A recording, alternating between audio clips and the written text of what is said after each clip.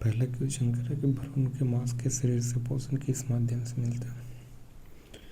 भ्रूण को मां के शरीर से पोषण किस माध्यम से मिलता है, तो प्लेसेंटा के द्वारा। किसके द्वारा? प्लेसेंटा के द्वारा भ्रूण को मां के शरीर से पोषण मिलता है, ये प्लेसेंटा होता है। प्लेसेंटा क्या है, तो तरस्तरी नुमा संरचना जो गर्भाशय के भित्ति से धसी होता है। तरस्तरी नुमा संरचना होता है प्लेसेंटा, जो गर्भाशय की भित्ति से धसी होता है। कह रहे कि भ्रूण द्वारा उत्पन्न अवशिष्ट पदार्थों का निष्कासन कैसे होता है। भ्रूण द्वारा उत्पन्न अवशिष्ट पदार्थों का निष्कासन कैसे होता है? प्लेसेंटा के माध्यम से, मां के रक्त में स्थानांतरण द्वारा होता है। भ्रूण द्वारा उत्पन्न अवशिष्ट पदार्थों का निष्कासन कैसे होता है, तो प्लेसेंटा के माध्यम से मां के रक्त में स्थानांतरण के रूप में होता है। मानव में भ्रूण के विकसित होने का औसत अवधि कितनी होती है, तो लगभग 6 माह होता है। मानव में भ्रूण के विकसित होने की औसत अवधि कितनी होती है, तो 6 माह तक। मानव में भ्रूण के विकसित होने की औसत अवधि कितनी होती है, 6 माह तक। शिशु का जन्म किसके संकोचन से होता है, तो गर्भाशय की पेशियां के लैबल संकोचन से होता है। शिशु के जन्म किसके संकोचन से होता है, तो गर्भाशय के पेशियों के लैबल संकोचन से शिशु का जन्म होता है। ठीक है। यदि अंडकोशिका के निषेचन नहीं होता तो वह कितने समय तक जीवित रहते हैं, कि 1 दिन तक। यदि अंडकोशिका के निषेचन नहीं होता तो वह कितने समय तक जीवित रहते हैं, तो 1 दिन तक।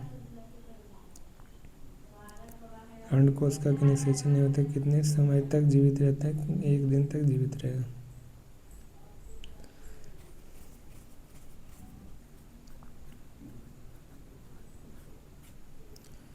रज्जुधर्म ऋतुस्राव जो 2 से 8 दिनों तक रहता है। कितना? 2 से 8 दिनों तक। करा निषेचन न होने की अवस्था में गर्भाशय की परत आवश्यकता नहीं होती है, बात सही है। निषेचन न होने की अवस्था में गर्भाशय की कोई भाग नहीं रहता, यह परत धीरे धीरे टूटकर रुधिर और म्यूकस के रूप में बाहर निकल जाता है, तो ये सही है। रुधिर और म्यूकस के रूप में क्या होता है, तो बाहर निकल जाता है। एक और दोनों कथन सही हो जाएगा। खरा राइजोपस के निम्नांकित चित्र का कायिक अंग और प्रजनन अंग का पहचान कीजिए। कायिक अंग और प्रजनन अंग का क्या करना है, तो पहचान करना है। तो इसमें प्रजनन अंग कौन हो गया? छोटे छोटे पोर्स हैं, ये प्रजनन अंग हो गए। और बी क्या है, तो कायिक अंग। ये जो तना वाला भाग है उसे कायिक अंग, और ये जो छोटे छोटे पोर्स हैं वो प्रजनन अंग है। तो इसका राइट आंसर ऑप्शन डी हो जाएगा। निम्नलिखित में से कौन सा पौधा कायिक प्रवर्धन द्वारा प्रजनन नहीं करता? कायिक प्रवर्धन द्वारा प्रजनन नहीं करता, तो गन्ना हो गया, गुलाब हो गया और अंगूर, ये सब क्या है, तो कायिक द्वारा प्रजनन करता है। गन्ना, गुलाब और अंगूर। गन्ना, गुलाब और अंगूर कायिक प्रवर्धन द्वारा, लेकिन आम कायिक द्वारा नहीं करता। इनमें से कौन सा पुष्प के नर जनन अंग का घटक नहीं है, तो परागकोश, पराग तंतु, ये सब किसका है, तो नर का। लेकिन वर्तिकाग्र ये सब किसका है, तो स्त्री केसर का। करेक्ट। निम्नांकित में से चित्रों मानव मादा प्रजनन प्रणाली के खंडित दृश्य को दिखाता है। खंड के खंडित दृश्य को दिखाता है। और ए और बी के निम्नांकित भागों के सही कार्य बताने के लिए विकल्प का चयन कीजिए। तो ये क्या है, तो ये होता है अंडाशय का निषेचन, यहीं पे फ्लैपियन ट्यूब में हुआ। फिर बाद में भ्रूण का प्रत्यारोपण का विकास होता है। बी यहाँ पे जो क्या करता है, तो भ्रूण का प्रत्यारोपण का विकास करेगा। और ये क्या है, तो अंडाणु का निषेचन करेगा। ऑप्शन बी इसका राइट हो जाएगा। कह बार्ड्स किसके कारण होता है, तो बार्ड्स होता है जो किसके कारण, विषाणु के कारण होता है। बार्ड्स होता है विषाणु के कारण। एसटीडी देखो जितना भी है, एसटीडी यानी सेक्सुअल ट्रांसमिटेड डिजीज, जैसे गोनोरिया, सिफिलिस और क्लाइमोडोलोसिस, क्लाइमेडिया ट्राइकोमेटिस के द्वारा होते हैं कॉजेटिव एजेंट्स। गोनोरिया होता है नेसेरिया गोनोरिया बैक्टीरिया के कारण होता है, और सिफिलिस भी ट्रैपिनोमा पैलिडम के द्वारा सिफिलिस होता है बैक्टीरिया के द्वारा। और कैलीमिडियोसिस कैलीमिडिया ट्राइकोमेटियस के द्वारा बैक्टीरिया के द्वारा होता है। कैलियोमिडियोसिस, गोनोरिया, सिफिलिस और कैलीमिडियोसिस ये बैक्टीरिया के द्वारा होता है। गोनोरिया, सिफिलिस, कैलीमोडलिस, ये सब बैक्टीरिया के द्वारा होगा। और जेनाइटल हर्पिस, जेनाइटल वॉर्ड्स और जो हेपेटाइटिस बी और एड्स, ये सब क्या है तो वायरस के द्वारा होगा। कैलीमेडियोसिस बैक्टीरिया के द्वारा, जेनेटल हर्प्स और जेनाइटल वॉर्ड्स और हेपेटाइटिस बी और एड्स, ये सब किसका वायरस के द्वारा होता है। जेनाइटल हर्प्स, जेनाइटल वॉर्ड्स और हेपेटाइटिस बी और एड्स, ये सब किस वायरस के द्वारा। और ट्राइकोमोनियासिस होता है ट्राइको वैजिनैलिस के द्वारा होता है, ट्राइकोमोनास वैजिनैलिस के द्वारा, ये प्रोटोजोआ के द्वारा ट्राइकोमोनियासिस होता है। और हर्पिस हो गया, वार्ड्स हो गया, हेपेटाइटिस, एड्स, ये सब वायरस के द्वारा। गुनेरिया, सिफिलिस, क्लाइडोमियोसिस, ये सब क्या है तो बैक्टीरिया के द्वारा। निम्नलिखित में से कौन से यौन संक्रमण रोगों का एक विषाणु कारण है तो एड्स। एड्स क्या है तो संक्रमण रोगों का विषाणु। सुजाक, सिफिलिस, ये सब बैक्टीरिया के द्वारा होगा। HIV का यौन संपर्क क्यों फैलाता है तो विषाणुग्रस्त कण शुक्र में प्रचुर मात्रा में मौजूद होते हैं। ऑप्शन ए इसका राइट हो जाएगा। कह कि कौन सा एक पादप और जंतु के बीच में संयोजक है, कड़ी के रूप में कार्य करता है तो पादप और जंतु के बीच में यूग्लिना होता है। पादप और जंतु के बीच में यूग्लिना होता है। निम्नलिखित में से कौन है जो गर्भ निरोधक विधि अवांछित गर्भाधान एवं एसटीडी दोनों को नियंत्रित करने के लिए उपयोगी होता है तो ये ऑप्शन बी इसका राइट हो जाएगा। कह रहा है कि स्तंभों को सुमेलित कीजिए और सुमेलित करना है। यांत्रिक अवरोध ये किससे संबंधित है, कॉपर टी से। और रासायनिक विधि किससे, तो रासायनिक विधि होगा, ये रासायनिक विधि शुक्रवाहिका के उच्छेदन से होगा। और उपकरण या साधन क्या होगा तो ये होगा ऑप्शन सी। ऑप्शन क्या हो जाएगा तीसरा का,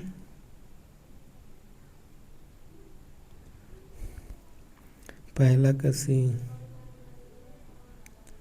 यांत्रिक अवरोध क्या हो जाएगा तो पहला के सी ये हो गया यांत्रिक अवरोध। दूसरा के क्या हो जाएगा रासायनिक विधि शुक्रवाहिका को अच्छेदन। दूसरा के क्या हो जाएगा, दूसरा के डी ये हो जाएगा। और तीसरा के ये उपकरण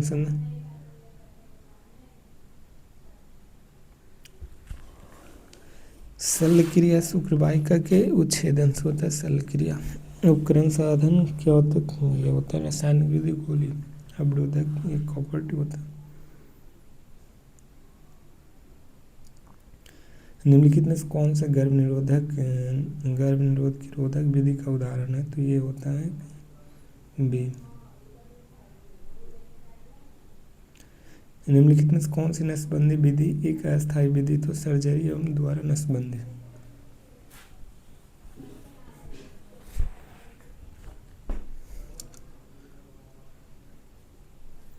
कौन सी नसबंदी विधि एक अस्थायी विधि तो सर्जरी द्वारा एक नसबंदी।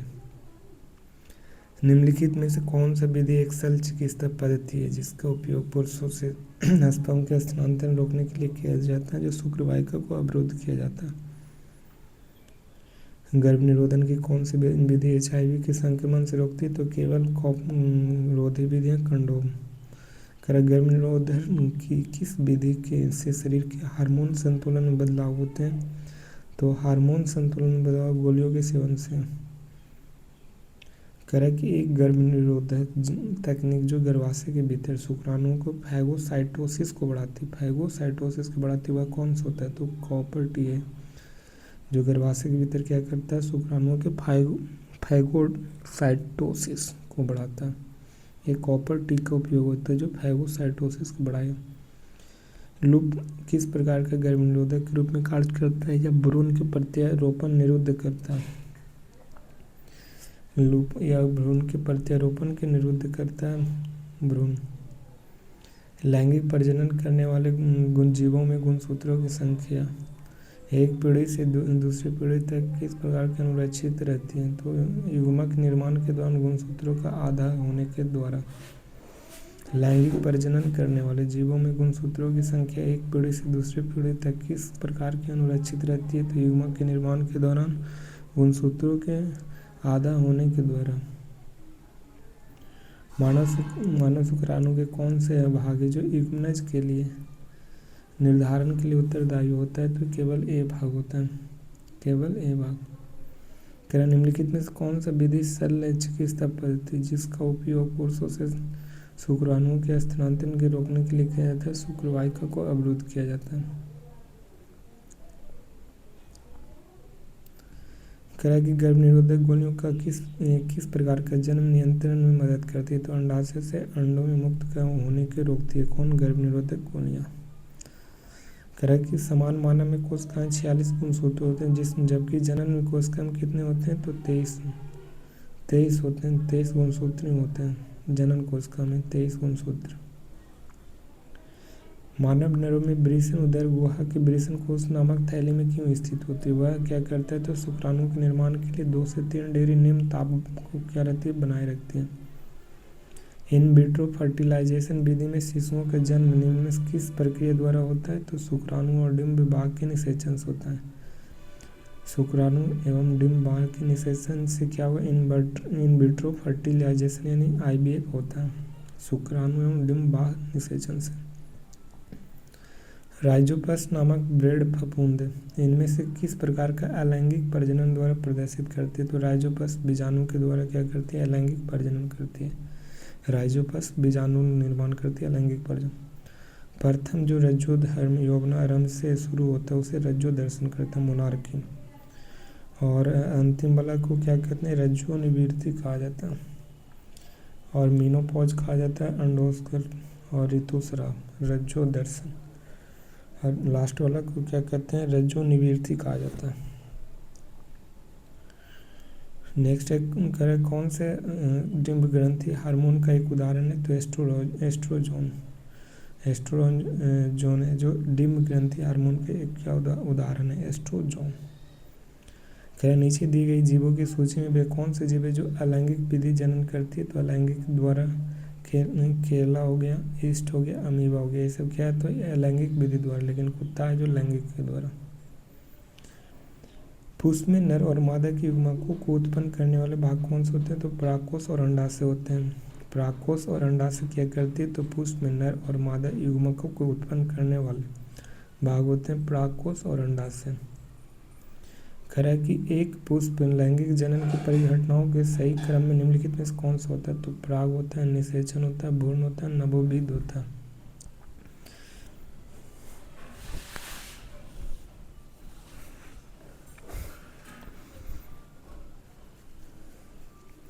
एक पुष्प में लैंगिक जनन परिघटनाओं के सही क्रम निम्नलिखित में से कौन सा होता है? परागन होता है, निषेचन होता है, भ्रूण होता है, नवोदित होता है। परागन, निषेचन, भ्रूण और नवोदित होता है। लैंगिक जनन की परिघटनाओं के सही क्रम में निम्नलिखित में से कौन सा होता है? परागन, निषेचन, भ्रूण और नवोदित होता है।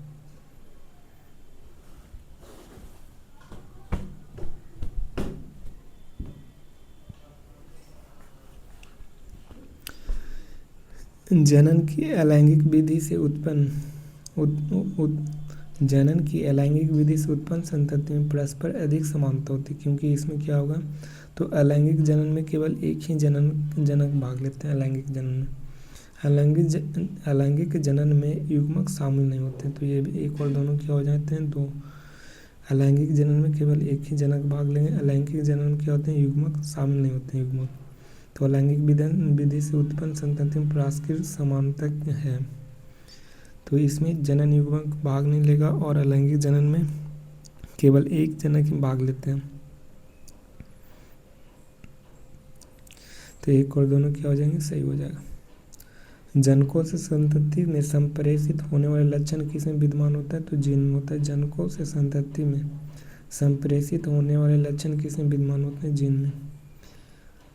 जनकों से संतति में संप्रेषित होने वाले लक्षण क्योंकि जनकों के साथ समानताएं और विविधताएं क्या प्रदर्शित करती है? जनकों के संतति में संप्रेषित होने वाले लक्षण क्या प्रदर्शित करती है? तो जनकों के साथ समानताएं और विविधताएं। अमीबा, एस्पायरोगायरा और ईस्ट में जनन की समान विशेषता क्या होती है? तो ए अलैंगिक जनन करती है। अमीबा, एस्पायरोगायरा और ईस्ट। अमीबा, एस्पायरोगायरा और ईस्ट क्या करते हैं? तो अलैंगिक जनन करते हैं। एस्पायरोगायरा में अलैंगिक जनन किसके द्वारा होता है? तो तंतु के छोटे छोटे टुकड़ों में तोड़कर होता है। एस्पायरोगायरा में अलैंगिक जनन किसके द्वारा होता है? तो तंतुओं के छोटे छोटे टुकड़ों में तोड़कर होता है एस्पायरोगायरा का। नेक्स्ट है प्लाज्मोडियम। एक कोश के अनेक कोशिकाओं में विभाजित होने की क्षमता को क्या कहते हैं? तो बहुविभाजन कहते हैं। पुष्पी पौधे में जनन अवस्थाओं का सही क्रम क्या होता है? तो युग्मक से युग्मनज बनेगा, युग्मनज से भ्रूण बनेगा, भ्रूण से नवोद्भिद बनेगा। पहले क्या बनता है? तो युग्मक बनेगा, युग्मक से युग्मनज बनेगा, युग्मनज के बाद भ्रूण बनता है, भ्रूण के बाद नवोद्भिद बनेगा। तो जनन को अवस्थाओं का सही क्रम क्या होगा? तो युग्मक, युग्मनज, भ्रूण और नवोद्भिद। और नेक्स्ट है, एक स्पीसीज के जनकों और संततियों के गुणसूत्रों की संख्या किसके कारण नियत बनी रहती है?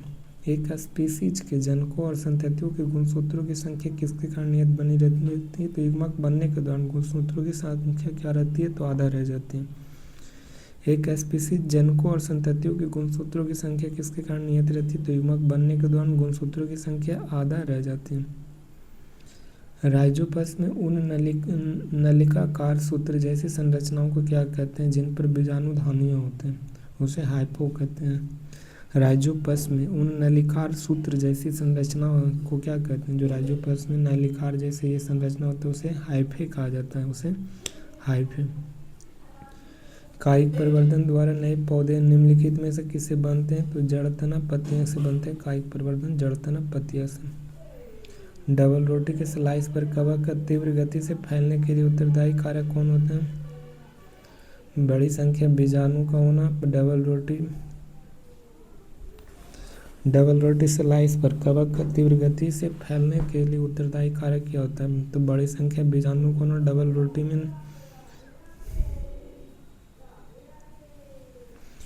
परागनली की लंबाई में किन किन के बीच में दूरी पर निर्भर करता है? तो वर्तिका काग्र की ऊपरी सतह पर परागन और बीजांड का।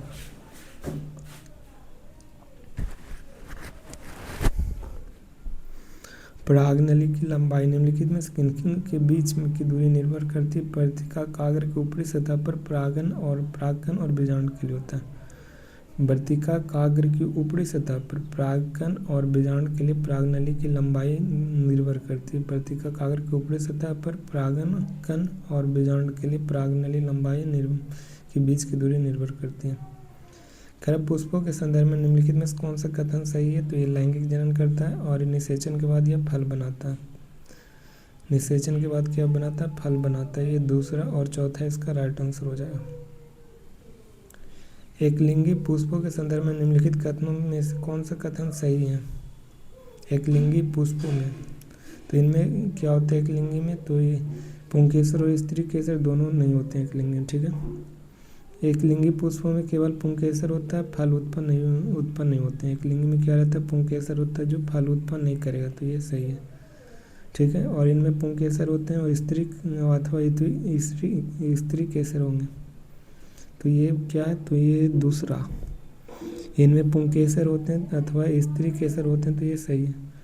इनमें परागन होता है, तो 2, 3, 4 इसका सही हो जाएगा। इनमें क्या रहता है? तो पुंकेसर अथवा स्त्री केसर होते हैं एकलिंगी में, पुंकेसर या स्त्री केसर। इनमें परागन होता है। एकलिंगी पुष्प में जिनमें केवल पुंकेसर होते हैं उसे फल उत्पन्न नहीं कर पाते। पुंकेसर रहेगा तो फल उत्पन्न नहीं करेगा, परागन केवल करेगा। पुंकेसर होते हैं तो अथवा या स्त्री केसर हो, कोई एक ही होगा। नेक्स्ट कर है कि पुष्प के पौधे के संदर्भ में लैंगिक जनन के बारे में निम्नलिखित में से कथनों में से कौन सा कथन सही है? करें इनमें से 2 प्रकार के युग्मकों की आवश्यकता होती है पुष्प लैंगिक में, तो सही है। निषेचन की अनिवार्य घटना होती है, तो ये भी सही है। इसका फलस्वरूप हमेशा यही युग्मनज बनाएगा, तो ये भी सही है। तो 1, 2 और 3 इसका राइट हो जाएगा। इसमें 2 प्रकार के युग्मकों की आवश्यकता होती है पुष्पी पौधे में। निषेचन की एक अनिवार्य घटना भी होगा और इसके फलस्वरूप हमेशा युग्मनज बनाएगा, तो 1, 2 और 3 इसका राइट हो जाएगा। करें ABC दिखाना है, तो ये क्या हो गया? तो ये प्रांकुर हो गया, आगे वाला भाग प्रांकुर, और नीचे वाला क्या भाग हो गया? मूलांकुर।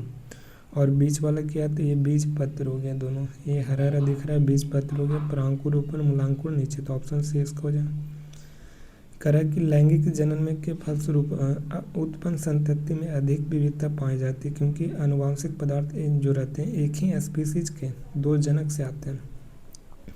लैंगिक जनन में उत्पन्न संतति में क्या रहती है? अधिक विविधता यानी विभिन्नता दिखती है लैंगिक जनन, क्योंकि आनुवांशिक पदार्थ के एक ही स्पीसीज के 2 जनकों से आते हैं। आनुवांशिक पदार्थ है जो एक ही स्पीसीज से 2 जनकों से आते हैं, इसलिए लैंगिक जनन में भिन्नता दिखता है। नेक्स्ट है जीवधारियों के लिए जनन करना अनिवार्य है, ताकि क्या होता है? तो पीढ़ी दर पीढ़ी स्पीसीज की निरंतर को बनाए रखती है। जीवधारियों के लिए जनन का अनिवार्य है, जीवधारियों के लिए जनन करना अनिवार्य है, ताकि क्या होता है तो पीढ़ी दर पीढ़ी स्पीसीज को निरंतरता को बनाए रखती है। जीवधारियों के जनन करना अनिवार्य है क्योंकि पीढ़ी दर पीढ़ी स्पीसीज की निरंतरता को क्या रखती है, बनाए रखती है। किशोरावस्था के दौरान मानव शरीर में अनेक परिवर्तन होते हैं। किशोरावस्था के दौरान उस परिवर्तन पर चिन्ह लगाए जिसका संबंध लड़कों में लैंगिक परिपक्वता से है। तो किशोरावस्था के दौरान मानव शरीर में अनेक परिवर्तन होते हैं और उस परिवर्तन पर चिन्ह लगाए जिसका संबंध लड़कों के लैंगिक परिपक्वता, तो आवाज़ का भारी होना, ये सब क्या है तो लैंगिक परिपक्वता को दर्शाती है। नेक्स्ट है करें कि स्त्रियों में की वह घटना कौन सी जिसमें जनन प्रावस्था को प्रारंभ को क्या करती है, परिलक्षित करती है। जनन प्रावस्था के प्रारंभ को क्या करती है, परिलक्षित करती है, उसे क्या कहते हैं, रजोधर्म करते हैं। जनन प्रावस्था के प्रारंभ को परिलक्षित करेगा उसे रजोधर्म कहा जाता है। पुरुषों में वृषण और वृषण कोष के भीतर स्थित होते हैं क्योंकि इससे सहायता मिलती है, किसे स्पर्म बनने से मिलता है। पुरुषों में वृषण या वृषण कोष के भीतर स्थित होता है क्योंकि इसमें क्या रहता है तो इसमें शुक्राणु बनता है, स्पर्म। करक यौवन आरंभ में पर वृषणों का निम्नलिखित में से कौन सा कार्य होता है, तो वृषणों का कौन सा कार्य जनन कोशिकाओं का निर्माण करेगा, टेस्टोस्टेरोन का स्राव करेगा, अपरा का विकास नहीं, प्लेसेंटा में होता है, एस्ट्रोजन फीमेल्स में होता है। तो एक और दोनों क्या हो जाएंगे, राइट हो जाएगा। करेगी नर जननांगों के विभिन्न भागों में स्पर्म के परिवहन के लिए सही संपर्क क्या होता है, तो वृषण से कहाँ जाएगा, शुक्रवाहक में जाएगा, शुक्रवाहक के बाद मूत्रमार्ग में जाएगा।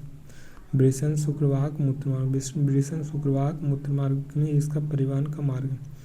निम्नलिखित में से कौन सा रोग है जो यौन संचारित नहीं है, तो हेपेटाइटिस है जो यौन संचारित नहीं है, सिफिलिस है, HIV है, गुनेरिया, ये सब है। सिफिलिस, गुनेरिया और ये सब क्या है तो बैक्टीरिया के द्वारा होता है, हेपेटाइटिस वायरस के द्वारा हो। नेक्स्ट है कोशिका सेल के बारे में, तो कह रहा है कि कॉर्क की पतली काट का अवलोकन कर कोशिका की खोज किसने किया था, तो रॉबर्ट हुक ने कब किया था, 1665 में किया था। और लिविंग सेल पर कौन, तो एंटोनी बॉन लीवन-हॉक के द्वारा लिविंग सेल का खोजा गया था। और जो रॉबर्ट हुक 1665 में खोजा था ये मृत कोशिका थी, डेड सेल था। ये 1665 में खोजा था, कॉर्क पर खोजा था, कॉर्क। नेक्स्ट है जिसको संरचना मधुमक्खी के जैसे प्रतीत होता है, ये बोले थे। कारण निम्नलिखित में से कौन सा जीव है जो बहुकोशिकीय है, तो बहुकोशिकीय जीव है कवक, पादप या जंतु, ये सब क्या तो बहुत कोशिकीय जीव है, कवक, पादप और जंतु। कवक, पादप और जंतु क्या है तो बहुकोशिकीय जीव है। अमीबा, पैरामीशियम, इवलिना, प्लाज्मोडियम, ये सब क्या है तो एक कोशिकीय जीव है। नेक्स्ट है मिलान करना, तो कह रहा है रॉबर्ट हुक के बारे में, तो रॉबर्ट हुक क्या किया था तो कॉर्क के पतली, रॉबर्ट हुक ने कॉर्क के पतली काट की कोशिकाओं में देखी थी, पतली काट की कोशिकाओं में देखी थी, तो ये सही। लीवेनहॉक ने क्या देखा था, तो ये तालाब के जल में जीवित कोशिकाओं के देखे थे। लीवेनहॉक ने तालाब के जल में जीवित कोशिकाओं के देखे थे, लीवेनहॉक ने। और रॉबर्ट ब्राउन ने कोशिका केंद्रक का पता लगाया था, रॉबर्ट ब्राउन ने कोशिका केंद्रक का। और पुरकिंजे ने किसका, तो ये जीव द्रव का प्रोटोप्लाज्म शब्द दिया था, पुरकिंजे ने दिया था प्रोटोप्लाज्म, जीव द्रव दिया था, प्रोटोप्लाज्म दिया था। और स्लाइडेन एवं सवान कोशिका सिद्धांत दिया था, स्लाइडेन एवं सवान ने किसका, कोशिका सिद्धांत। बिरचो ने बताया कोशिका की पुरानी कोशिकाएं से बनती हैं, नई कोशिका कौन बताया था, बिरचो ने। तो ये रॉबर्ट हुक ने कॉर्क की पतली काट कोशिकाओं के देखी थी, तब उन्होंने सेल का खोज किए थे रॉबर्ट हुक ने। लीवेनहॉक ने तालाब के जल में जीवित कोशिकाओं के देखे थे, लीवेनहॉक ने। रॉबर्ट ब्राउन ने कोशिका केंद्रक का पता लगाया था और पुरकिंजे ने प्रोटोप्लाज्म शब्द दिया था। और स्लाइडेन सवान ने क्या किया था, तो कोशिका सिद्धांत दिए थे। और बिरचो ने बताया था कि एक कोशिका है जो नई कोशिका के निर्माण करता है, पुरानी कोशिकाओं से मिलकर निर्माण करेगा। स्लाइड में कौन बताया था, बिरचो के द्वारा। रॉबर्ट हुक 1665 में कॉर्क, लीवेनहॉक के सर्वप्रथम जीवित कोशिकाओं का अवलोकन किया। रॉबर्ट ब्राउन ने केंद्र की खोज, प्रोटोप्लाज्म पुरकिंजे ने दिया था, कोशिका सिद्धांत स्लाइडेन सवान ने। और बिरचो एक कोशिका नई कोशिका के निर्माण करते बिरचो ने दिया था। नई कोशिका कैसे बनती है? तो पुरानी कोशिकाओं के विभाजन से नई कोशिका का निर्माण होगा। निम्नलिखित में से कथनों पर विचार कीजिए और फर्स्ट कथन कह रहा है कि कोशिकाओं की आकृति और आकार उनके कार्यों के अनुसार होते हैं। तो कोशिका के आकृति और आकार किसके? उनके कार्य के अनुसार हुए, तो ये राइट है। सभी कोशिकाओं अपना आकार बदलते रहती, तो सभी कोशिका आकार बदलेगा तो कैंसर हो जाएगा, तो अपना आकार नहीं बदलेगा। एक कोशिकी अमीबा की कोशिका अपना आकार बदलते रहती है। एक कोशिकीय अमीबा की कोशिका क्या करता है? तो अपना आकार बदलते रहती है। तो 1 और 3 इसका। एक कोशिकीय अमीबा की कोशिका अपना आकार बदलते रहती है, तो ये सही है। एक कोशिकीय अमीबा क्या करता है? अपना आकार क्या रहता है? तो चेंज करते रहती है कोशिका। तो 1 और 3 क्या हो जाएंगे? तो ऑप्शन बी इसका राइट हो जाएगा। ये ब्लड दिया गया है, ये चिकनी पेशियाँ कोशिकाएं, ये तंत्रिका है और ये डेंड्राइट है, ये बस फैट है और ये क्या है? तो स्पर्म है और ये क्या है? अस्थि कोशिका है। ये क्या है? तो ओवम है। बहुकोशिकीय जीवों में श्रम विभाजन का क्या अर्थ होता है? बहुकोशिकीय जीवों में तो शरीर के विभिन्न अंगों में विभिन्न कार्य करते हैं बहुकोशिकीय जीव। शरीर के विभिन्न अंग में विभिन्न कार्य करते हैं बहुकोशिकीय जीव। नेक्स्ट है, एक कोशिकीय जीवों में श्रम विभाजन किस प्रकार होता है? तो कोशिकांगों के बीच होता है। एक कोशिकीय जीवों में श्रम विभाजन किस प्रकार के होता है? तो कोशिकांगों के बीच होता है एक कोशिकीय जीवों में श्रम विभाजन।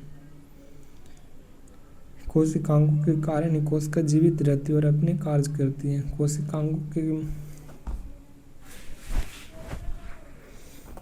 कोशिकांगों के कारण ही कोशिका जीवित रहती है और अपने कार्य करती है। कोशिकांगों के कारण ही कोशिका जीवित रहती है और अपने कार्य करती है, तो ये फर्स्ट है। सभी कोशिका एक ही प्रकार के कोशिकांगों में पाए जाते हैं, तो ये भी सही है। कोशिकांग के कारण ही कोशिका जीवित रहते हैं और अपने कार्य करते हैं, तो ये बात सही है। कोशिकांग के कारण ही कोशिका क्या करते हैं? जीवित रहते हैं।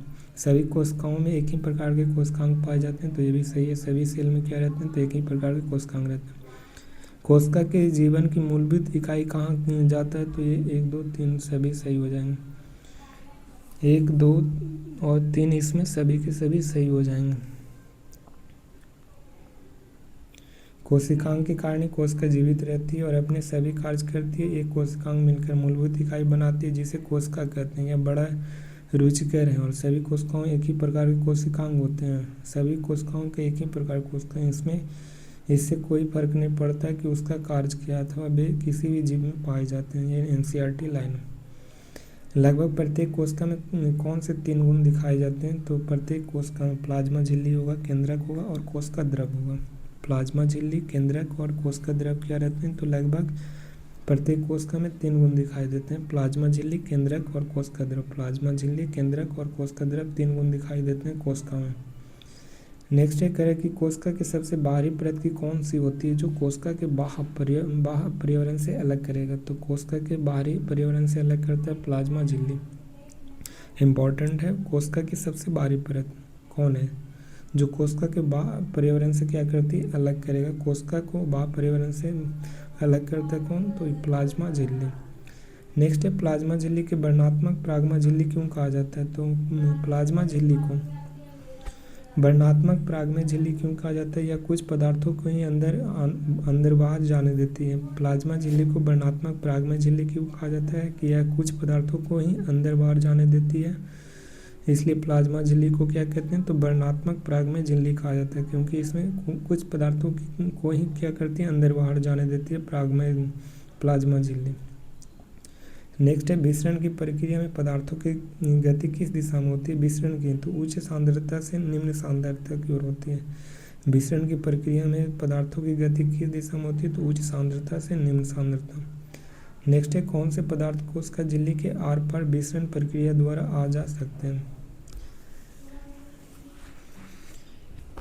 कौन से पदार्थ कोशिका झिल्ली के आर पार विसरण प्रक्रिया द्वारा आ जा सकते हैं? तो ऑक्सीजन और कार्बन डाइऑक्साइड। ऑक्सीजन और कार्बन डाइऑक्साइड कोशिका झिल्ली के आर पार विसरण प्रक्रिया द्वारा आ जा सकते हैं। तो ऑक्सीजन और कार्बन डाइऑक्साइड, ऑप्शन बी इसका राइट। जब जल के अणुओं की गति वर्णनात्मक प्लाज्मा झिल्ली द्वारा होता है तो इस प्रक्रिया को क्या कहते हैं? जब जल के अणुओं की गति वर्णनात्मक प्लाज्मा झिल्ली द्वारा होगा तो इस प्रक्रिया को प्रासरण कहेंगे। जब जल के अणुओं की गति वर्णात्मक पराग में झिल्ली द्वारा होती है तो इस प्रक्रिया को प्रासरण कहेंगे। जब जल के अणु वर्णात्मक पराग में झिल्ली द्वारा होते हैं तो इस प्रक्रिया को क्या कहते हैं? प्रासरण कहते हैं। प्रासरण की प्रक्रिया में जल का विसरण किस दिशा में होता है? निम्न विलेय सांद्रता से उच्च विलेय सांद्रता की ओर होता है। प्रासरण की प्रक्रिया में जल का विसरण किस दिशा में होता है? तो निम्न विलेय सांद्रता से उच्च विलेय सांद्रता की ओर होता है। निम्न विलेय सांद्रता से उच्च विलेय सांद्रता की ओर होता है। प्रासरण की प्रक्रिया में जल का विसरण किस दिशा में होता है? तो निम्न विलेय से सांद्रता से उच्च विलेय सांद्रता की ओर देगा। यह कोशिका को तनु विलयन में रखा जाए तो क्या होता है? तो जल में कोशिका के अंदर चला जाएगा। कोशिका को तनु विलयन यानी डाइल्यूट सॉल्यूशन में रखा जाएगा तो जल कोशिका के अंदर चला जाता है। ये बात सही है। यदि कोशिका को डाइल्यूटेड सॉल्यूशन में रखेंगे तो कोशिका के अंदर चला जाएगा। कह रहा है यदि कोशिका के बाहर का विलयन अंदर के घोल से अधिक सांद्र हो तो जल की गति किस दिशा में होगी? तो ये जल कोशिका के बाहर जाएगा। यदि कोशिका के बाहर का विलयन अंदर के घोल से अधिक सांद्र हो, यदि कोशिका के बाहर का विलयन है जो अंदर के घोल से अधिक सांद्र हो तो जल की गति की दिशा होगी तो जल की दिशा कोशिका के बाहर जाएगा। जल की दिशा कहाँ जाएगा? तो कोशिका के बाहर चल जाएगा। कोशिका के बाहर के विलयन अंदर घोले से कोशिका के बाहर का विलयन, कोशिका सेल है उसका बाहर है कोई विलयन है, विलयन अंदर के घोल से अधिक सांद्र होता है। अंदर के घोल से यानी बाहर वाला घोल अधिक क्या रहता है? सांद्र होता है। तो जल की गति की दिशा किधर होगा? तो बाहर वाला क्या है? अधिक सांद्र, तो बाहर की ओर जाएगा। जल की कोशिका की दिशा किसके होता है? तो बाहर जाएगा। कोशिका कहाँ जाएगा? तो बाहर। कर अति प्रासरण द्रव में कोशिका का क्या प्रभाव होता है? तो कोशिका सिकुड़ जाती है अति प्रासरण में। अब प्रासरण में कोशिका फूल जाएगा, ठीक है। और संप्रासन में कोशिका के आकार अपरिवर्तित रहती है। संप्रासन में अति प्रासरण में कोशिका के आकार सिकुड़ जाएगा। यदि कोशिका के ऐसे विलयन में रखा जाए जिसमें बाह्य जल की सांद्रता कोशिका की जल की सांद्रता के बराबर हो। करा कि यदि कोशिका को ऐसे विलयन में रखा जाए जिसमें बाह्य जल की सांद्रता है, जो बाह्य जल का सांद्रता कोशिका जल की सांद्रता के बराबर हो। बाह्य जल की सांद्रता कोशिका जल की सांद्रता हो तो जल की कोई शुद्ध गति नहीं होगा।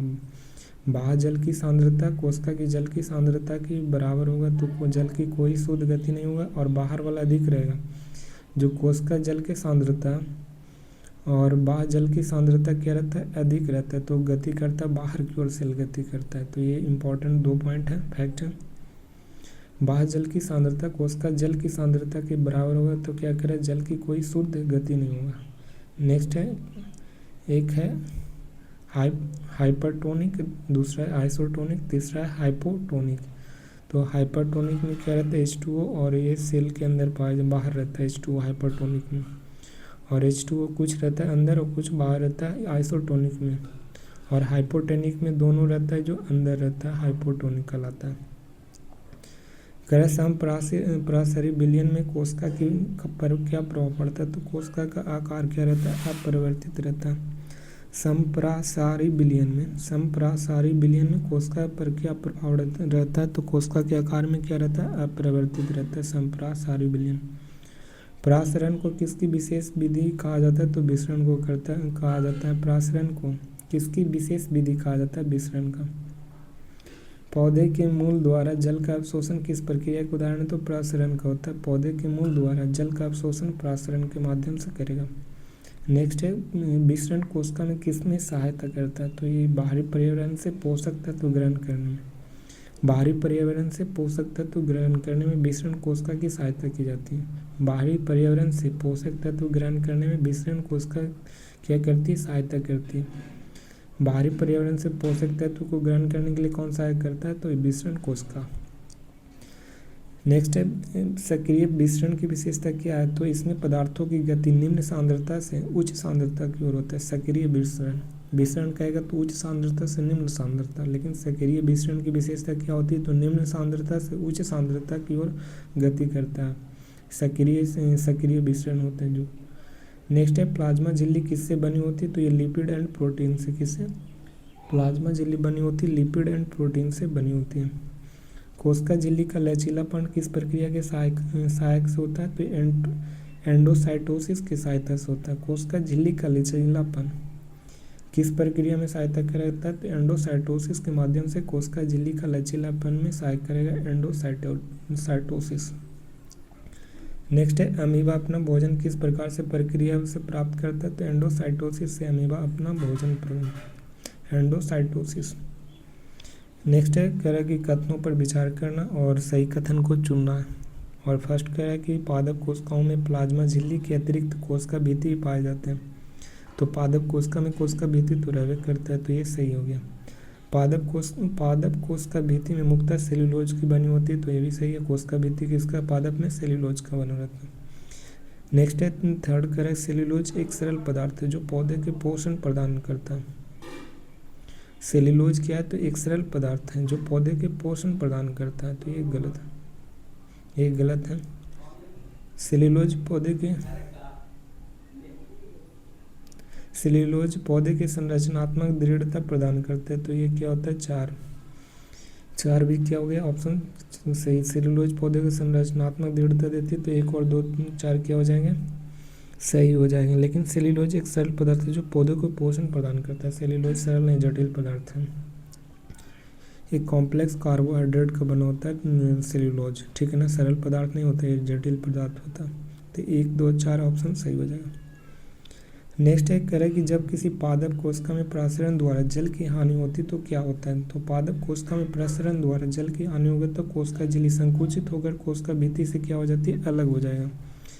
कह रहा है जब किसी पादप कोशिका में प्रसरण के द्वारा जल की हानि होती है तो क्या होगा, तो कोशिका झिल्ली के संकुचित होकर कोशिका भित्ति से क्या हो जाती है? तो अलग हो जाएगा। पादप कोशिका में प्रसरण के द्वारा जल हानि होगा तो क्या करता है? कोशिका झिल्ली संकुचित होकर कोशिका भित्ति से डायरेक्ट अलग हो जाएगा प्रसरण के द्वारा।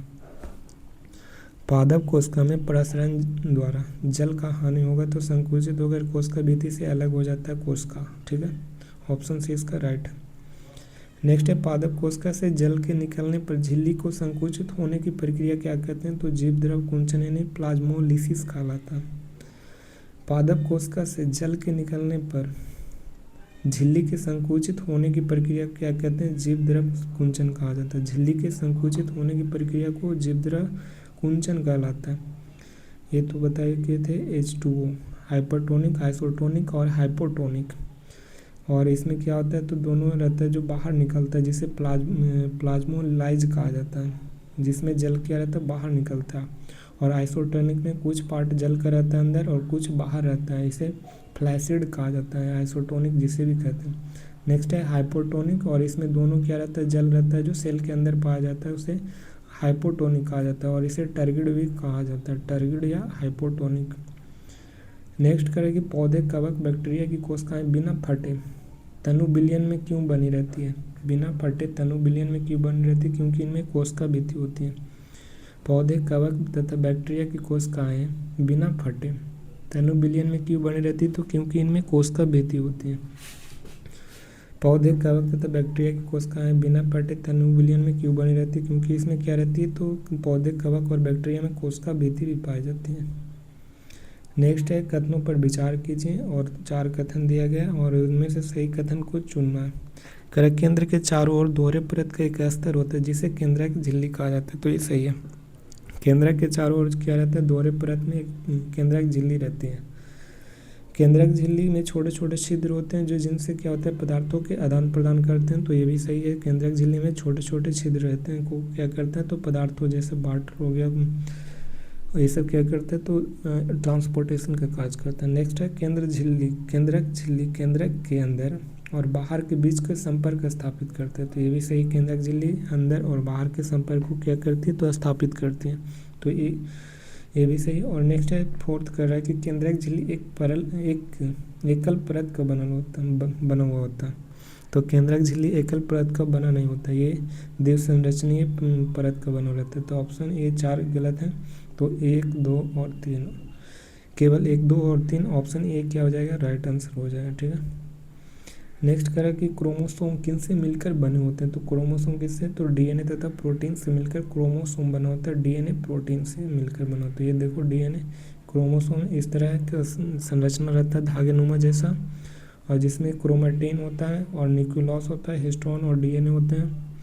और ये क्या डबल हेलिक्स मॉडल होते हैं, क्या chromosome double helix model. Next है अनुवांशिक गुणों की सूचना कोशिका में किसके द्वारा वहन की जाती है, तो डीएनए के माध्यम से। किसके माध्यम से, डीएनए के माध्यम से अनुवांशिक गुणों का क्या रहता है, तो ट्रांसपोर्टेशन होता है डीएनए के माध्यम से होगा, ठीक है। डीएनए के क्रियात्मक खंड को क्या कहा जाता है, तो जीन कहा जाता है क्रियात्मक खंड को। कोशिका में जब विभाजन नहीं हो रहा है होता तो तब डीएनए किस रूप में पाया जाता है, तो क्रोमेटिन के रूप में पाया जाएगा। कोशिका जब विभाजन नहीं हो रहा होगा तो डीएनए किसके रूप में, क्रोमेटिन के रूप में पाया जाता है जब कोशिका विभाजन नहीं होता। और जब विभाजन को हो जाने के बाद ये डीएनए में किस रूप में पाया जाता है कोशिका, तो ये क्रोमोसोम के रूप में पाया जाएगा विभाजन के बाद। अब विभाजन के पहले क्रोमेटिन की संरचना पाई जाती है। नेक्स्ट है क्रोमोसोम किस समय स्पष्ट रूप से दिखाई देती है, जब कोशिका विभाजन की अवस्था में हो। कोशिका विभाजन के समय स्पष्ट दिखाई देती है, जब कोशिका विभाजन की अवस्था में होती है तो क्रोमोसोम क्या दिखाई देती है, तो स्पष्ट के रूप में। बैक्टीरिया की कोशिका में केंद्रक क्षेत्र स्पष्ट क्यों होता है, क्योंकि इसमें केंद्रक झिल्ली नहीं होती है। बैक्टीरिया की कोशिका में केंद्रक क्षेत्र अस्पष्ट क्यों होता है, क्योंकि इसमें केंद्रक झिल्ली नहीं होती है। बैक्टीरिया की कोशिका में केंद्रक क्षेत्र अस्पष्ट क्यों होता है, तो अस्पष्ट क्यों होता है, क्योंकि इसमें केंद्रक झिल्ली नहीं होते हैं। बैक्टीरिया की कोशिका में केंद्रक के क्षेत्र अस्पष्ट क्यों होता है, क्योंकि इसमें केंद्रक झिल्ली रहबे नहीं करेगा तो सेल वॉल कहाँ से पाया जाएगा। ये बैक्टीरिया है, ये बैक्टीरिया का पूछ है।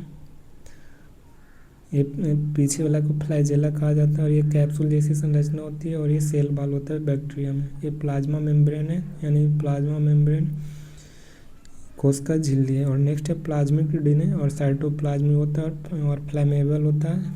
और क्रोमोजोमल डीएनए होते हैं इसमें, और फूड ग्रेनुअल भी पाया जाता है और राइबोसोम भी पाया जाएगा। तो ये बैक्टीरिया सेल है। करें कि वे जीव जिनकी कोशिकाओं के अंदर झिल्ली नहीं होता तो प्रोकैरियोटिक कहते हैं। केंद्रक के अंदर झिल्ली नहीं होता और इसमें आभासी केंद्रक पाया जाता है प्रोकैरियोटिक में। कौन सा झिल्ली, तो आभासी झिल्ली पाया जाता है, आभासी केंद्रक पाया जाता है प्रोकैरियोटिक में। प्रोकैरियोटिक में केंद्रक झिल्ली नहीं पाया जाता। करें नेक्स्ट है कि बैक्टीरिया कोश का जिस क्षेत्र में केवल क्रोमेटिन पदार्थ पाया जाता है उसे कहते हैं केंद्रकाय कहते हैं, यानी सेंट्रोसोम कहते हैं। बैक्टीरिया कोशिका के जिस क्षेत्र में केवल क्रोमेटिन पदार्थ पाया जाता है, बैक्टीरिया कोशिका के जिस क्षेत्र में केवल क्रोमेटिन पदार्थ पाया जाता है उसे क्या कहते हैं, केंद्रकाय कहा जाता है। बैक्टीरिया कोशिका के जिस क्षेत्र में केवल क्रोमेटिन पाया जाता है, केवल क्रोमेटिन पाया जाएगा उसे क्या कहते हैं, तो केंद्रकाय यानी सेंट्रोसोम कहा जाता है। जिस क्षेत्र में क्रोमेटिन पाया जाता है बैक्टीरिया कोशिका में उसे सेंट्रोसोम कहा जाता है। नेक्स्ट है कथनों पर विचार करें और सही कथन को चुनें। फर्स्ट करें कि प्रोकैरियोटिक कोशिकाओं में अधिकांश कोशिकांग नहीं होते जो यूकैरियोटिक कोशिकाएं में पाए जाते हैं। प्रोकैरियोटिक कोशिका में क्या रहते हैं, तो अधिकांश कोशिका नहीं होते जो यूकैरियोटिक में होते हैं। और ये बात सही है। प्रोकैरियोटिक कोशिकाओं में कोशिकांगों के कार्य असंगठित कोश का द्रव के भागों द्वारा किया जाता है। प्रोकैरियोटिक कोशिका में कोशिकांग क्या रहते हैं, तो असंगठित रूप में कार्य करते हैं, तो ये भी सही है। प्रकाश संश्लेषी बैक्टीरिया में क्लोरोफिल झिल्ली युक्त थैली के रूप में पाया जाता है। जो फोटोसिंथेसिस बैक्टीरिया रहती है वो क्या करती है, तो क्लोरोफिल होता है उसका झिल्ली युक्त थैली के रूप में कार्य करता है। कैसा, झिल्ली युक्त थैली के रूप में कार्य करता है जो फोटोसिंथेसिस बैक्टीरिया रहता है, तो ये भी सही है। यूकैरियोटिक कोशिकाएं में क्लोरोफिल कोशिका भीति पाया जाता है, क्लोरोफिल नहीं पाया जाता है। क्लोरोफिल यूकैरियोटिक में रहबे नहीं करेगा, ठीक है। क्लोरोफिल कोशिका भीति पाया जाता है यूकैरियोटिक में, ये प्रोकैरियोटिक में पाया जाता है केवल। तो 1, 2 और 3 क्या हो जाएंगे, सही हो जाएंगे, ठीक है। प्लाज्मा झिल्ली के अंदर पाए जाने वाले तरल पदार्थ को क्या कहते हैं, प्रोटोप्लाज्म साइटोप्लाज्म कहा जाता है, यानी कोशिका द्रव कहा जाता है। जो प्लाज्मा झिल्ली के अंदर पाए जाने वाले तरल पदार्थ को साइटोप्लाज्म कहा जाता है। कोशिका द्रव तथा केंद्र दोनों मिलाकर क्या कहा जाता है, तो प्रोटोप्लाज्म कहते हैं। जो इसमें कोशिका द्रव हो यानी साइटोप्लाज्म और सेंटर यानी केंद्रक दोनों मिलकर क्या निर्माण करेगा, तो जीव द्रव का निर्माण करता है, कोशिका द्रव और केंद्रक। नेक्स्ट है प्रोकैरियोटिक कोशिकाओं में कौन सी घटक अनुपस्थित होती है, तो प्रोकैरियोटिक में कोशिका झिल्ली रहेगा, केंद्रकाय रहता है, केंद्रक की जगह केंद्रकाय रहता है, और राइबोसोम भी रहेगा, लेकिन झिल्ली युक्त अंगक नहीं पाए जाते हैं। इसमें कोई भी झिल्ली जैसी संरचना नहीं पाई जाती प्रोकैरियोटिक जीव में। नेक्स्ट है यूकैरियोटिक कोशिकाओं की विशेषता क्या होती है, तो इनमें केंद्रक झिल्ली एवं झिल्ली युक्त अंगक होते हैं। यूकैरियोटिक कोशिकाओं में इसका क्या होता है, केंद्रक झिल्ली होते हैं और झिल्ली युक्त अंगक होते हैं। केंद्रक झिल्ली और झिल्ली युक्त अंगक किस में पाए जाते हैं, यूकैरियोटिक में। खैर वायरस में किस प्रकार की झिल्ली पाए जाते हैं, तो किसी प्रकार का झिल्ली नहीं होते हैं वायरस में। वायरस के जीवन के लक्षण कब दिखाई देते हैं, जब वे किसी भी जीवित की कोशिका में प्रवेश कर ले तो वायरस के जीवन का लक्षण दिखाई देता है। जब कोई बॉडी में एंटर कर जाता है तो उसका लक्षण दिखाई देना शुरू कर देता है। वायरस अपना बहुगुण कब कर सकता है, तो केवल जीवित कोशिकाओं के मशीनरी के उपयोग करके।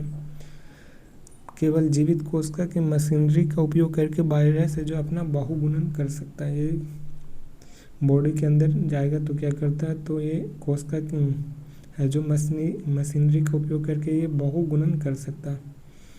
नेक्स्ट है दोहरी झिल्ली युक्त कोशिकांग कौन से होते हैं, दोहरी झिल्ली होते हैं माइटोकॉन्ड्रिया और प्लास्टिड होते हैं। जो दोहरी झिल्ली युक्त कोशिकांग पाए जाते हैं माइटोकॉन्ड्रिया और प्लास्टिड होते हैं।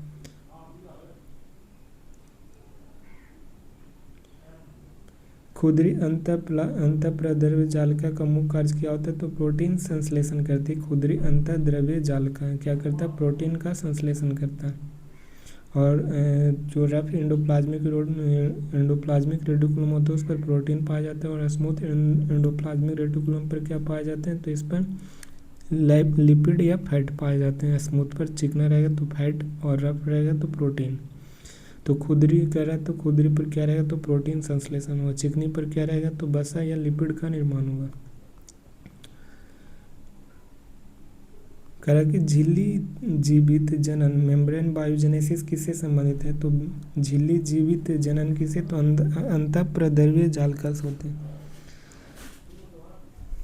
झिल्ली जीवित जनन किससे संबंधित है, तो अंतःप्रद्रव्य जालिका से होते हैं। झिल्ली जीवित जनन अंतःप्रद्रव्य जालिका से होती है।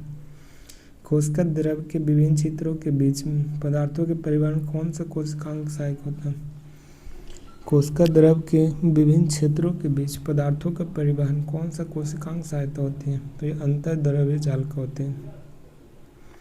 कोशिका द्रव के विभिन्न क्षेत्रों के बीच पदार्थों के परिवहन कौन सा कोशिकांग सहायक होता है, तो अंतःप्रद्रव्य जालिका होती है।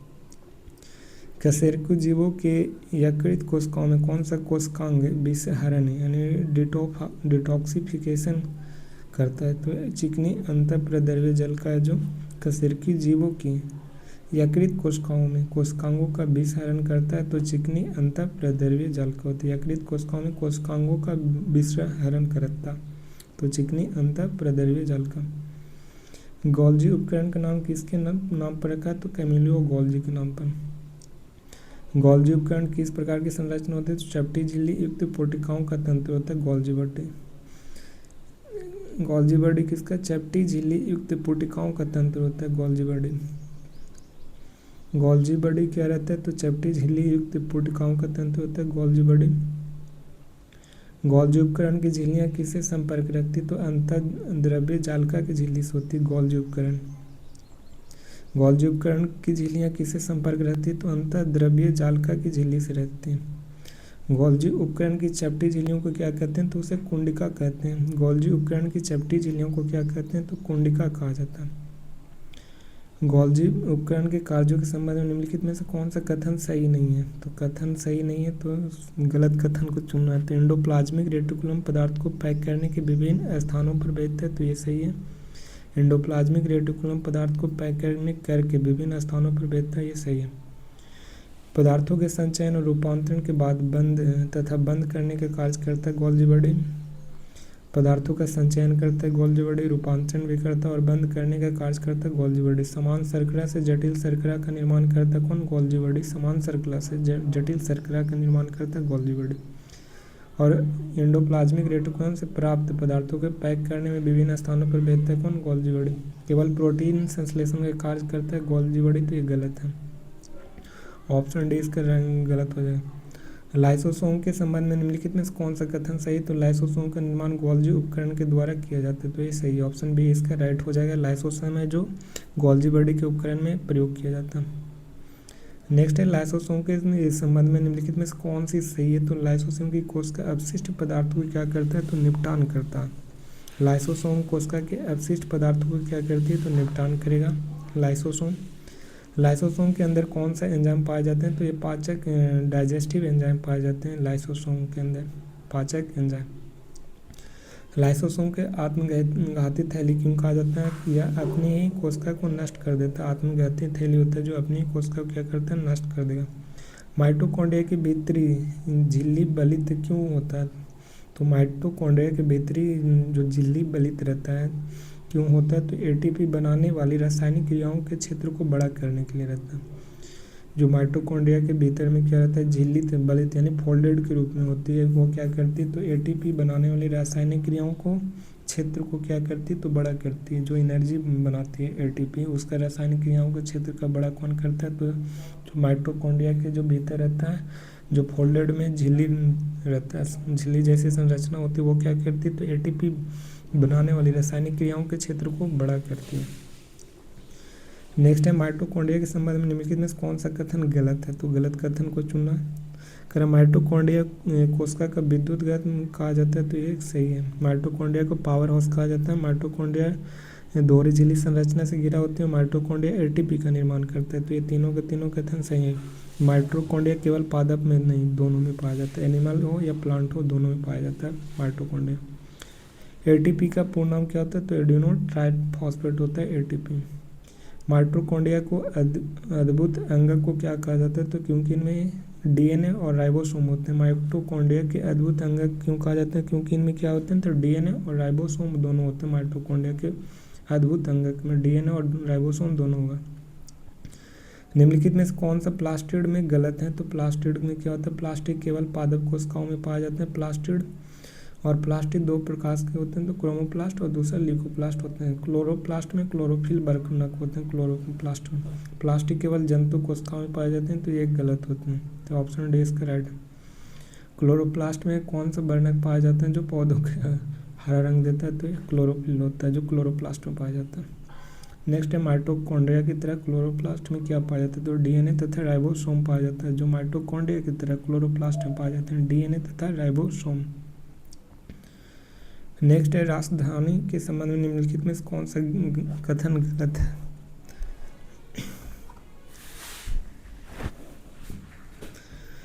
राजधानी के संबंध में कौन सा कथन क्या है? तो गलत है, तो गलत कथन को चुनना है। तो कह रहा रसधानियों ठोस अथवा तरल पदार्थों के संग्राहक थैली होते हैं। क्या करती है रसधानियाँ? ठोस और तरल पदार्थों को क्या करती है? तो एक थैली में जमा करती है रसधानी। पादप कोशिकाओं में रसधानियाँ समानता क्या रहती है? तो बड़ी होती है। पादप कोशिका में रसधानियाँ बड़ी होती है और एनिमल सेल में क्या रहता है? तो जंतु कोशिका में जो रसधानियाँ होती है छोटी होती है। कुछ पौधे की कोशिकाएं में केंद्रीय रसधानी कोशिका के आयतन कितना होता है? तो 50 से 90% भाग घेर सकती है। 50 से 90% तक क्या करता है? आयतन घेरती है। कौन? रसधानी कोशिका। पौधे में रहती है 50 से 90% और मानव में, ह्यूमन में क्या रहता है? तो कम रहता है। तो जंतुओं कोशिकाओं में रसधानियाँ बहुत बड़ी होती है, तो ये इसमें छोटा होता है, तो ये गलत। ऑप्शन बी क्या है? तो ये गलत है। नेक्स्ट है रसधानी के कौन कौन से पदार्थ संग्रहित करता है? तो एमिनो अम्ल को संग्रहित करता है रसधानी, शर्करा को करता है, कार्बोनिक अम्ल को और प्रोटीन को करता है। एमिनो अम्ल हो गया, शर्करा हो गया, कार्बनिक अम्ल हो गया, प्रोटीन हो गया, ये सब रसधानी क्या करती है? संग्रहित करती है। एमिनो अम्ल, शर्करा, कार्बनिक अम्ल, प्रोटीन। एमिनो अम्ल, शर्करा, कार्बनिक अम्ल, प्रोटीन। एमिनो अम्ल, शर्करा और कार्बनिक अम्ल और प्रोटीन रसधानी क्या करती है? संग्रहित करती है। करा कि एक कोशिकीय जीवों में जैसे अमीबा जैसी रसधानी में क्या भूमिका होती है? तो जल तथा अपशिष्ट पदार्थों के बाहर निकलती है। एक कोशिकीय जीव जैसे अमीबा में क्या रसधानी की क्या भूमिका है? अमीबा में रसधानी का भूमिका होता है कि जल तथा अपशिष्ट पदार्थों को क्या करता है? तो बाहर निकालती है। रसधानी क्या करता है? तो जल और अपशिष्ट पदार्थ जितना कचरा कूड़ रहता है सबको क्या करेगा? तो बाहर निकालता है अमीबा में। करें नेक्स्ट की पादप कोशिकाओं में रसधानी का क्या कार्य होता है? तो रसधानी का पादप कोशिकाओं में क्या करता है? कोशिका के आकार एवं कठोरता प्रदान करता है रसधानी। पादप में कोश जो रसदानी रहता है वो क्या करता है, तो कोशिका के कार्यों कठोरता को प्रदान करेगा। कौन? रसदानी। कोशिका जीवन की मूलभूत क्रियात्मक इकाई क्यों है, तो क्योंकि यह जीवन के सभी आवश्यक क्रियाएं करता है। सेल जीवन के सभी आवश्यक क्रियाएं कौन करता है? सेल, जो कोशिका विभाजन में क्रियात्मक इकाई कहलाता है सेल को। कोशिका विभाजन के दो प्रकार कौन कौन? एक सूत्री विभाजन, दूसरा अर्धसूत्री विभाजन होता है। कोशिका में दो प्रकार के विभाजन, सूत्री और अर्धसूत्री। सूत्री विभाजन का कार्य होता है वृद्धि एवं क्षतिग्रस्त कोशिकाओं को क्या करती है, तो ठीक करता है। सूत्री विभाजन। माइटोसिस क्या करेगा? माइटोसिस कोशिका की वृद्धि या क्षतिग्रस्त कोशिकाओं को क्या करता है, तो प्रतिस्थापन यानी ठीक ठाक करेगा। कौन? सूत्री विभाजन। यही सूत्री है जो मातृ कोशिका और गुणसूत्र कोशिका, और मातृ कोशिका से दो गुणसूत्र कोशिका का निर्माण करेगा। अर्धसूत्री विभाजन का मुख्य उद्देश्य क्या होता है, तो युग्मक यानी जाइगोट का निर्माण करेगा। अर्धसूत्री विभाजन में कितने, तो 4 को जाइगोट का निर्माण करेगा, एक भ्रूण से 4। अर्धसूत्री विभाजन का मुख्य उद्देश्य होता है युग्मकों का निर्माण करेगा। एक मातृ कोशिका से 4 संतति उत्पत्ति होता है। निम्नलिखित में से किसे क्रिस्टल रूप में बनाया गया, तो वायरस को बनाया गया क्रिस्टल के रूप में। किसे क्रिस्टल रूप में बनाया जा सकता है, तो बनाया जा सकता है वायरस को। कोशिका फूल जाएगी यदि कोशिका के बाहर चारों ओर उपस्थित जल के अणुओं सांद्रता कोशिका के भीतर जल के अणुओं की सांद्रता से क्या हो जाएगा, भीतर वाला जो कोशिका के अंदर सांद्रता है बाहर वाले से भीतर वाला से अधिक होना चाहिए, तब क्या हो जाएगा, तो कोशिका बम क्या हो जाएगा, फूल जाएगा। क्या रहेगा, तो अणुओं की सांद्रता अधिक हो, भीतरी जल के अणुओं के सांद्रता से अधिक हो बाहर का जल, तब क्या हो जाएगा, कोशिका फूल जाएगा। बाहर वाला दिख रहेगा तो कोशिका फूल जाएगा, इतना याद रखना। इनमें से कौन सा राइबोसोम नहीं है, तो राइबोसोम नहीं है जो कथन में दिया गया। तो यह प्रोटीन अणुओं के निर्माण करने में सहायक होता है, तो ये सही है। राइबोसोम प्रोटीन का निर्माण करता है। ए एंजाइम को निर्माण में सहायता करता है, ये भी सही है। तो प्रोटीन और एंजाइम का निर्माण करता है। हार्मोनों के निर्माण में सहायता करता है, तो हार्मोन के निर्माण में, स्टार्च के निर्माण में सहायता करता नहीं, ना ही हार्मोन और स्टार्च का निर्माण करता है। ये केवल राइबोसोम प्रोटीन और एंजाइमों के निर्माण में सहायक करेगा। तो इनमें से कौन सा कथन गलत है, तो 3 और 4 क्या हो जाएंगे, गलत हो जाएंगे। ना हार्मोन करेगा, ना स्टार्च का निर्माण करता है, ठीक है, राइबोसोम। नेक्स्ट है, इनमें से कौन सा अंतःप्रद्रव्य जल का नहीं है, तो अंतःप्रद्रव्य जल का नहीं है। तो इसमें यह फर्स्ट का यह केंद्रक एवं कोशिका द्रव के बीच प्रोटीन के लिए अभिगमन चैनल के कार्य करती है। अंतःप्रद्रव्य जल का, तो कोशिका और कोशिका द्रव के बीच प्रोटीन का अभिगमन कौन करता है, तो अंतःद्रव जल का, ये सही है। कोशिका द्रव के विभिन्न क्षेत्रों के बीच पदार्थों को पहुंचाता है। कोशिका द्रव के विभिन्न क्षेत्रों के बीच में पदार्थों को पहुंचाता है कौन, तो अंतःप्रद्रव्य जल को पहुंचाता है, ये भी सही है। यह कोशिका के कुछ जैव रासायनिक क्रियाओं को स्थल हो सकता है। कोशिका तो जीव अंतःप्रद्रव्य जल क्या होता है, तो कुछ जैव रासायनिकों का स्थल हो सकता है, ये सही है। यह ऊर्जा का उत्पादन करता है, तो नहीं, ऊर्जा के उत्पादन माइटोकॉन्ड्रिया करता है, तो ऑप्शन सी इसका राइट आंसर ऑप्शन सी हो जाएगा। नेक्स्ट है कि प्रासरण की कुछ परिभाषाएं दी गई, इनमें से सावधानी से पढ़िए और सही परिभाषा कुछ चुनिए प्रासरण के बारे में। तो प्रासरण करा कि फर्स्ट करा कि अर्धपराग में झिल्ली सोकर जल के अणुओं में अधिक सांद्रता वाले क्षेत्र से निम्न सांद्रता वाले की ओर जाते हैं, तो ये क्या हो जाएगा, तो ये तो सही है। तो सही के चुनना है। प्रासरण क्या करते हैं, तो अर्धपराग में झिल्ली सोकर उच्च सांद्रता से निम्न सांद्रता की ओर जाते हैं प्रासरण, तो ये क्या हो गया, कथन 2 सही। नेक्स्ट है, पादप कोशिका में जीव द्रव कुंचन इस तरह परिभाषित किया गया है। तो पादप कोशिका में जीव द्रव यानी प्रोटोप्लाज्म को डिफाइन किया गया किस तरह, तो इनमें से कोई नहीं, ठीक है। अल्पसारी माध्यम में क्या होता है, तो द्रव प्राद्रव्य जल झिल्ली को टूटना, ये सब क्या है, तो गलत है, तीनों के तीनों कथन। निम्नलिखित में से किसके चारों ओर एकल झिल्ली का आवरण होता है, तो लाइसोसोम, लाइसोसोम को भी होता है, प्लास्टिक का भी होता है, और माइटोकॉन्ड्रिया एकल झिल्ली। माइटोकॉन्ड्रिया में डबल द्विव झिल्ली रहता है ना, 2 केंद्रीय झिल्ली रहता है माइटोकॉन्ड्रिया, तो इसका ऑप्शन ए हो जाएगा, माइटोकॉन्ड्रिया और राइबोसोम। एकल झिल्ली का आवरण होता है, तो एकल झिल्ली का आवरण किस में पाया जाएगा, तो रसदानी और लाइसोसोम दोनों में पाया जाता है एकल झिल्ली। रसदानी और लाइसोसोम में दोनों में एकल झिल्ली पाया जाता है, रसदानी और करेक्ट। नेक्स्ट एक गलत विकल्प को चुनिए। गोल्जी उपकरण लाइसोसोम के बनने में शामिल होता है, गोल्जी बॉडी। लाइसोसोम के बनने के लिए होते हैं। केंद्रक माइटोकॉन्ड्रिया लवक में डीएनए होते हैं और इसलिए इसे संरचनात्मक प्रोटीन भी कहा जाता है। ये भी सही है। माइटोकॉन्ड्रिया कोशिका के पावर हाउस कहा जाता है क्योंकि इनमें एटीपी उत्पादन होता है, तो ये भी सही। कोशिका द्रव को प्रद्रव प्रोटोप्लाज्म कहा जाता है। प्रोटोप्लाज्म यानी साइटोप्लाज्म और न्यूक्लियस से मिलकर बनता है, साइटोप्लाज्म और न्यूक्लियस। तो ऑप्शन कोशिका द्रव का प्रद्रव भी कहा जाता है, तो ये गलत है। कोशिका द्रव होता है जो कोशिका झिल्ली और नाभिक से न्यूक्लियस से मिलकर बना होता है कोशिका द्रव, ठीक है। तो ऑप्शन डी इसका गलत हो जाए।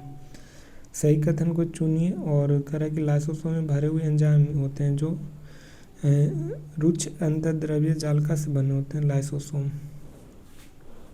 तो ये सही है। जो लाइसोसोम में भरे हुए एंजाइम होते हैं जो किससे होते हैं, तो रफ एंडोप्लाज्मिक रेटिकुलम से बने होते हैं। लाइसोसोम में जितना भी एंजाइम होते हैं वह किससे, तो रफ एंडोप्लाज्मिक रेटिकुलम से बने होते हैं।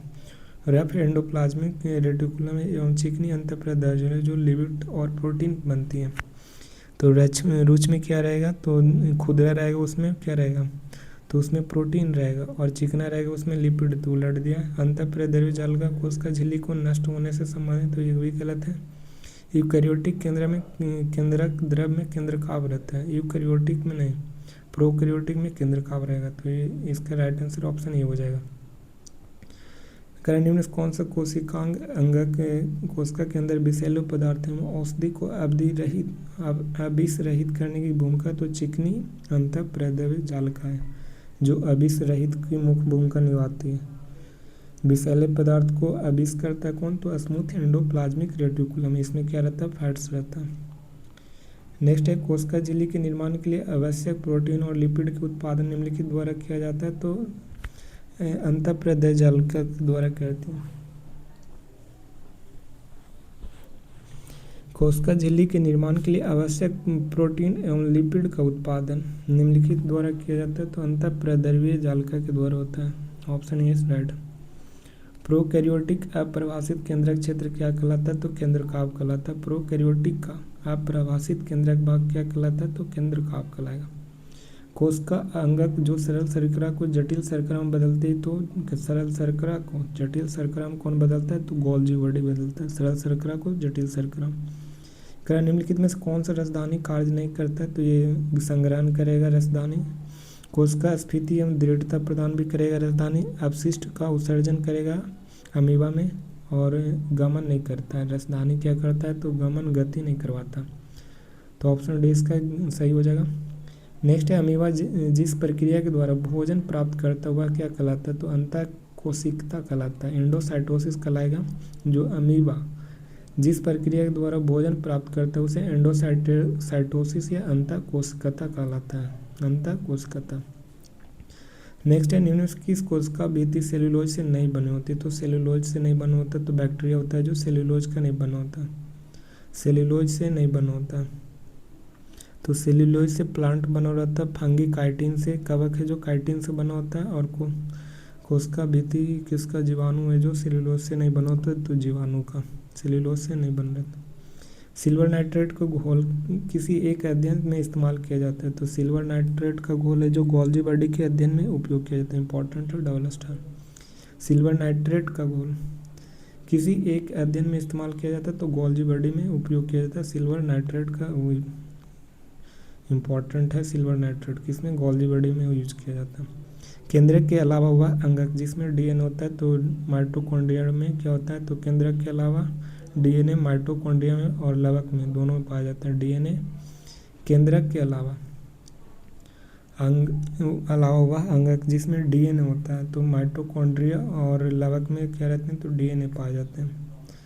केंद्रक के अलावा डीएनए पाए जाते हैं माइटोकॉन्ड्रिया में, और लवक में भी डीएनए पाए जाते हैं। नेक्स्ट है निम्नलिखित में से किसको कोशिका की रसोई कहा जाता है, तो हरित लवक को कोशिका की रसोई कहा जाता है, हरित लवक। कोशिका में लिपिड अणुओं को निम्न में के द्वारा संश्लेषित किया जाता है, तो कोशिका में लिपिड अणुओं को चिकनी अंतःप्रद्रव्य जालिका के द्वारा संश्लेषित करें। केंद्रक के अलावा वह अंगक जिसमें डीएनए होता है उसे माइटोकॉन्ड्रिया या लवक होते हैं। नई कोशिका के निर्माण पूर्व स्थिति कोशिका से होने के बाद कौन कहा था, तो बिरचो के द्वारा कहा गया था। कोशिका सिद्धांत निम्न में द्वारा प्रतिपादन किया गया था, तो सलाइडन एवं सिवान ने। प्रोकैरियोटिक कोशिका को देखने वाला एकमात्र कोशिका अंगक है, तो राइबोसोम है। जो कोशिका को देखने वाला एकमात्र कोशिका अंगक कहलाता है कौन? प्रोकैरियोटिक में कोशिका में दिखने वाला एकमात्र कोशिका अंगक है, एकमात्र कोशिका अंगक है जो प्रोकैरियोटिक में पाया जाता है, राइबोसोम। इंपॉर्टेंट है। जो प्रोकैरियोटिक में एकमात्र कोशिका अंगक है, राइबोसोम। वह अंगक जिसमें कोशिका भित्ति नहीं होता है, तो कोशिका भित्ति राइबोसोम में नहीं होता है। कोशिका झिल्ली नहीं होता है, तो राइबोसोम में झिल्ली नहीं पाया जाता है। ठीक है। गोल्जी बॉडी, हरितलवा, केंद्रक, ये सब में झिल्ली होता है, लेकिन राइबोसोम में कोई झिल्ली नहीं होता है। राइबोसोम भी जो प्रोकैरियोटिक में पाया जाता है, तो इम्पॉर्टेंट है दोनों फैक्ट। लाइसोसोम उत्पन्न होता है, तो गोल्जी बॉडी से लाइसोसोम उत्पन्न करता है। सजीव कोशिकाएं निम्न में किसके द्वारा खोजी गई थी? तो लीवेनहॉक के द्वारा। और नेक्स्ट है, कह रहा है कि निम्नलिखित में से विसंगत कथन को चुनिए। फर्स्ट कह रहा है कि अर्धपराग में झिल्ली से होकर जाने वाले जल की गति उसमें घुले हुए पदार्थ की मात्रा को प्रभावित करता है, तो ये सही है। अर्धपराग में झिल्ली होकर जाने वाली गति उसमें घुले हुए पदार्थ की मात्रा को प्रभावित करता है, तो ये सही है, ऑप्शन ए सही है। नेक्स्ट है, झिल्ली कार्बनिक अणुओं जैसे प्रोटीन और लिपिड का निर्माण करती है। जो झिल्ली कार्बनिक अणु होते हैं जो किसका? प्रोटीन और लिपिड का निर्माण करते हैं, ये भी सही। कार्बनिक विलायक में घुलनशील अणु झिल्ली में होकर आसानी से गुजर सकता है। कार्बनिक विलायक में घुलनशील अणु झिल्ली में से होकर आसानी से गुजर जा सकता है, तो 1 और 2 और 3 क्या हो जाएंगे? सही हो जाएंगे। पादप में कोशिका झिल्ली में काइटिन शर्करा होते हैं, तो कोशिका झिल्ली में थोड़े होता है। कवक में काइटिन शर्करा पाया जाता है, तो ऑप्शन डी इसका रॉन्ग हो जाए। इसी के साथ सेल भी क्या हो जाएंगे? खत्म।